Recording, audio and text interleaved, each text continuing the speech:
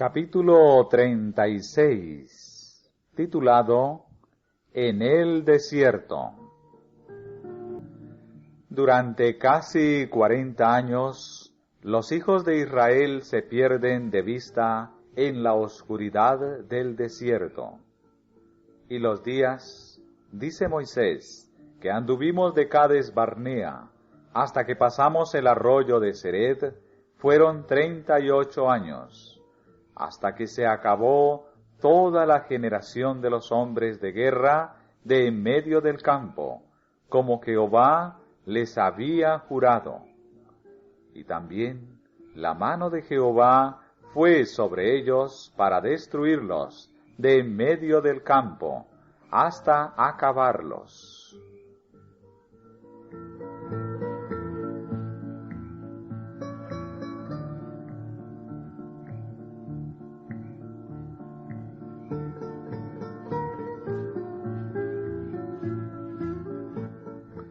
Durante todos estos años se le recordó constantemente al pueblo que estaba bajo la reprensión divina. En la rebelión de Cades había rechazado a Dios y por el momento Dios lo había rechazado. Puesto que los israelitas habían sido infieles a su pacto, no debían recibir la señal de él, o sea, el rito de la circuncisión. Su deseo de regresar a la tierra de su esclavitud había demostrado que eran indignos de la libertad, y por consiguiente no se había de observar la Pascua, instituida para conmemorar su liberación de la esclavitud.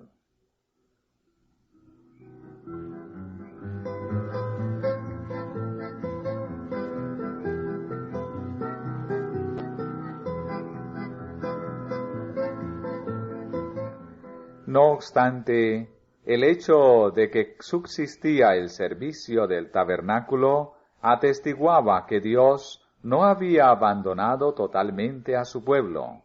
Su providencia seguía supliendo sus necesidades. Jehová tu Dios te ha bendecido en toda obra de tus manos, dijo Moisés, al repasar la historia de su peregrinaje. Él sabe que andas por este gran desierto. Estos 40 años Jehová fue contigo, y ninguna cosa te ha faltado. Y el himno de los levitas, conservado por Nehemías, describe vívidamente el cuidado de Dios por Israel, aun durante aquellos años cuando estaban desechados y desterrados. Tú, con todo, por tus muchas misericordias, no los abandonaste en el desierto. La columna de nube no se apartó de ellos de día, para guiarlos por el camino, ni la columna de fuego de noche, para alumbrarles el camino por el cual habían de ir. Y diste tu espíritu bueno para enseñarlos, y no retiraste tu maná de su boca, y agua les diste en su sed. Y sustentástelos 40 años en el desierto, de ninguna cosa tuvieron necesidad. Sus vestidos no se envejecieron, ni se hincharon sus pies.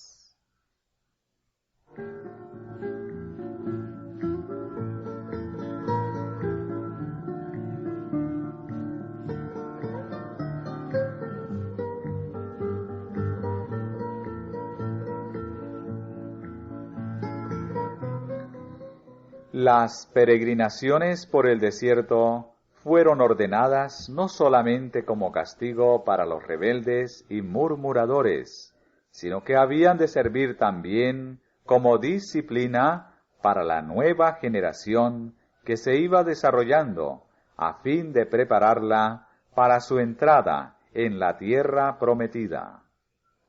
Moisés le dijo: Como castiga el hombre a su hijo, así Jehová tu Dios te castiga, para afligirte, por probarte, para saber lo que estaba en tu corazón, si habías de guardar o no sus mandamientos. Y te afligió, e hízote tener hambre, y te sustentó con maná, comida que no conocías tú, ni tus padres la habían conocido, para hacerte saber que el hombre no vivirá de solo pan, mas de toda palabra que sale de la boca de Jehová, vivirá el hombre.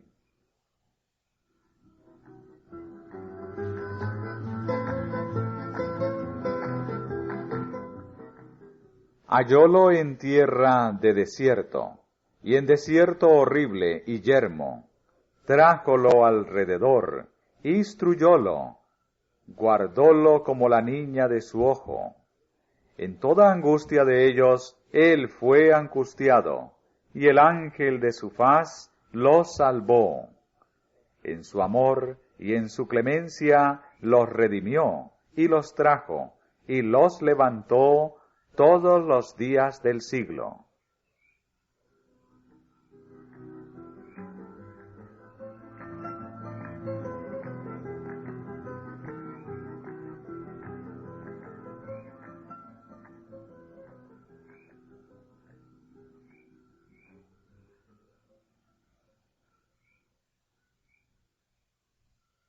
No obstante, los únicos anales que tenemos de su vida en el desierto presentan ejemplos de rebelión contra Dios.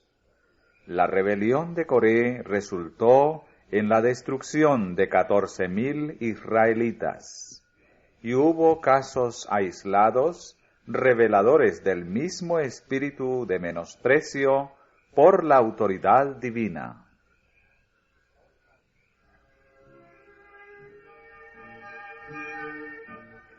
En cierta ocasión, el hijo de un israelita y un egipcio, uno de los miembros del populacho mixto, que había salido de Egipto con Israel, abandonando la parte del campamento que le era asignada, entró en la de los israelitas y aseveró tener derecho a levantar su tienda allí. La ley divina se lo prohibía, pues los descendientes de un egipcio estaban excluidos de la congregación hasta la 3ª generación. Se entabló una disputa entre él y un israelita, y habiéndose presentado el asunto a los jueces, el fallo fue adverso al transgresor.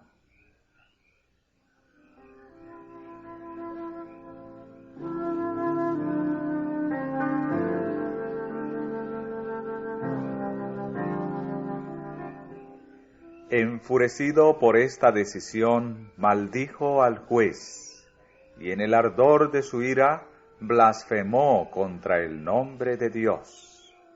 Inmediatamente se le llevó ante Moisés. Se había dado el mandamiento: el que maldijere a su padre o a su madre morirá, pero no se había dictado medida aplicable a este caso. Era tan terrible este delito que era necesaria la dirección especial de Dios para resolver lo procedente. Se puso al hombre bajo custodia mientras se averiguaba cuál era la voluntad del Señor. Dios mismo pronunció la sentencia, y por orden divina se condujo al blasfemador fuera del campamento, y allí se le dio muerte por apedreamiento. Los que habían presenciado el pecado colocaron las manos sobre la cabeza de él, atestiguando así solemnemente la veracidad del cargo que se le hacía. Luego le tiraron las primeras piedras, y el pueblo que estaba cerca participó después en la ejecución de la sentencia.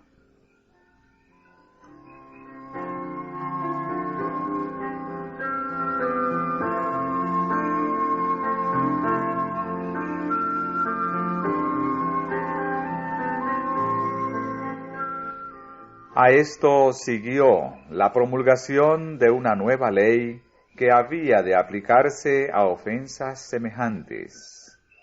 Y a los hijos de Israel hablarás diciendo: cualquiera que maldijere a su Dios llevará su iniquidad, y el que blasfemare el nombre de Jehová ha de ser muerto.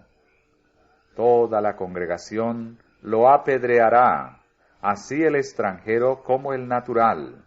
Si blasfemare el nombre, que muera.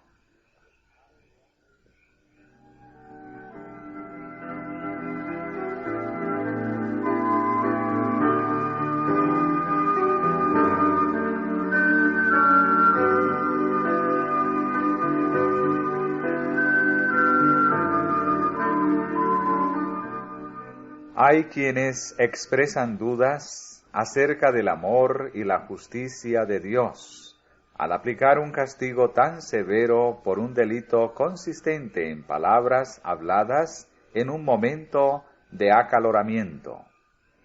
Pero tanto el amor como la justicia exigen que se demuestre que las palabras inspiradas por la malicia contra Dios constituyen un gran pecado.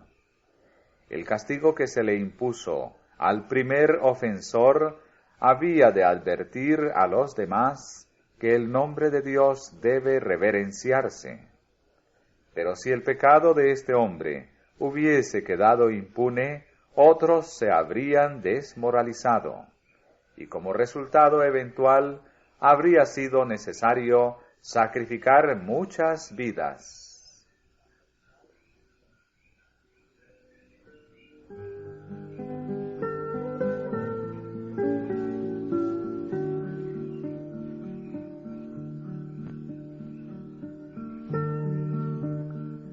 La multitud mixta que acompañaba a los israelitas desde Egipto daba continuamente origen a dificultades y tentaciones. Los que la componían decían haber renunciado a la idolatría y profesaban adorar al Dios verdadero. Pero su educación y disciplina anteriores habían moldeado sus hábitos y sus caracteres, de modo que en mayor o menor medida estaban corrompidos por la idolatría y la irreverencia hacia Dios. Ellos eran los que más a menudo suscitaban contiendas. Eran los primeros en quejarse y corrompían el campamento con sus prácticas idólatras y sus murmuraciones contra Dios. Poco después del regreso al desierto, ocurrió un ejemplo de violación del sábado, en circunstancias que dieron especial culpabilidad al caso. Al anunciar el Señor que desheredaría a Israel, se despertó un espíritu de rebelión. Un hombre del pueblo, airado por haber sido excluido de Canaán, resolvió desafiar abiertamente la ley de Dios y se atrevió a violar públicamente el cuarto mandamiento, saliendo a recoger leña en sábado. Se había prohibido terminantemente encender fuego el séptimo día durante la estada en el desierto. La prohibición no había de extenderse a la tierra de Canaán, donde la severidad del clima haría a menudo necesario que se tuviese fuego, pero éste no se necesitaba en el desierto para calentarse. El acto llevado a cabo por este hombre era una violación voluntaria y deliberada del cuarto mandamiento. Era un pecado, no de negligencia, sino de presunción.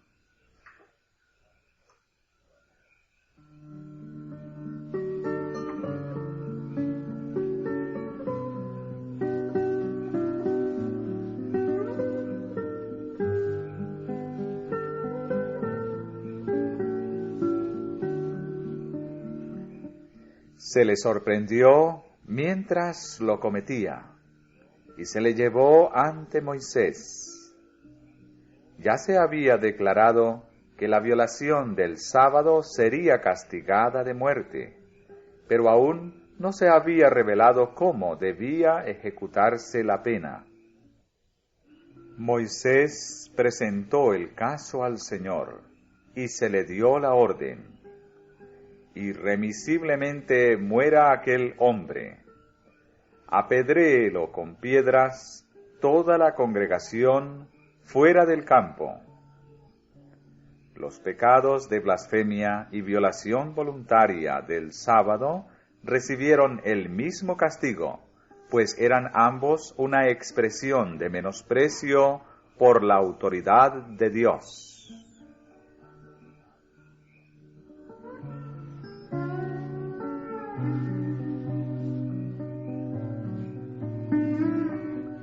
En nuestros días, muchos rechazan el sábado de la creación como si fuese una institución judaica y alegan que si se lo ha de guardar debe aplicarse la pena capital por su violación. Pero vemos que la blasfemia recibió el mismo castigo que la violación del sábado. Hemos de concluir, por lo tanto, que el tercer mandamiento también se ha de poner a un lado como algo que se aplica solamente a los judíos. Sin embargo, el argumento que se basa en la pena de muerte es tan aplicable al tercer mandamiento, al quinto o a casi todos los 10 mandamientos, como al cuarto.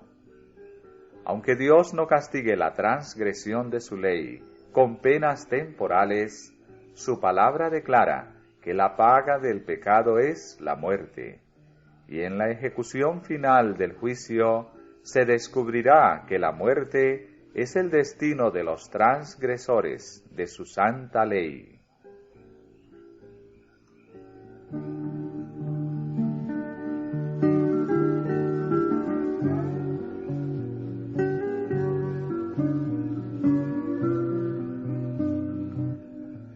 Durante los 40 años que los israelitas permanecieron en el desierto, el milagro del maná les recordó cada semana la obligación sagrada del sábado.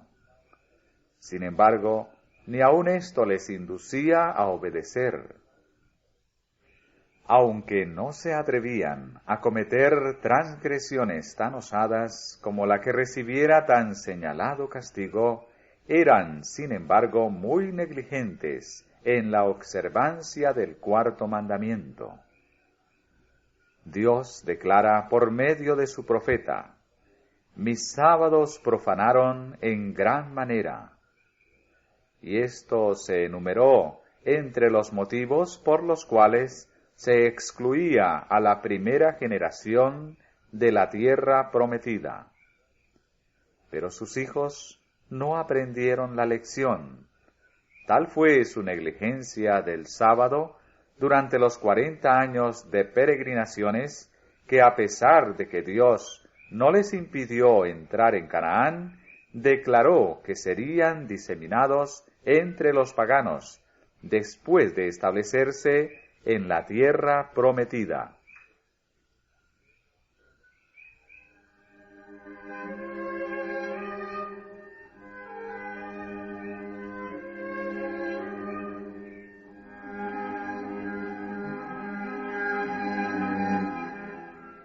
De Cades, los hijos de Israel habían regresado al desierto, y una vez terminada su estada allí, llegaron toda la congregación al desierto de Sin en el mes primero, y asentó el pueblo en Cades.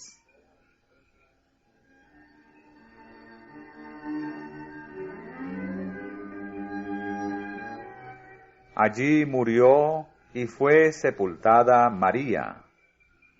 Tal fue la suerte de los millones que con grandes esperanzas salieron de Egipto.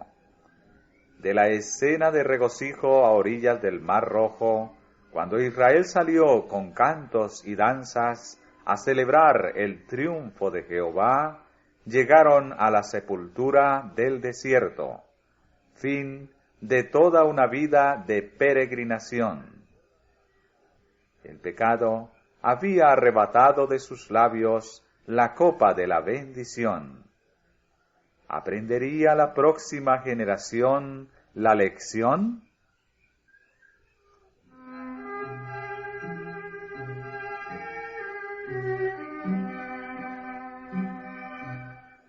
Con todo esto pecaron aún, y no dieron crédito a sus maravillas. Si los mataba, entonces buscaban a Dios.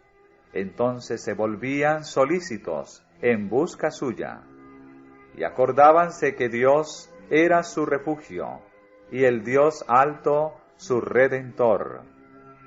Pero no se volvían a Dios con un propósito sincero. Aunque al verse atacados y amenazados por sus enemigos, pedían la ayuda del único que podía librarlos. Sus corazones no eran rectos con él, ni estuvieron firmes en su pacto. Empero él, misericordioso, perdonaba la maldad, y no los destruía, y abundó para apartar su ira, y acordóse que eran carne, soplo que va y no vuelve.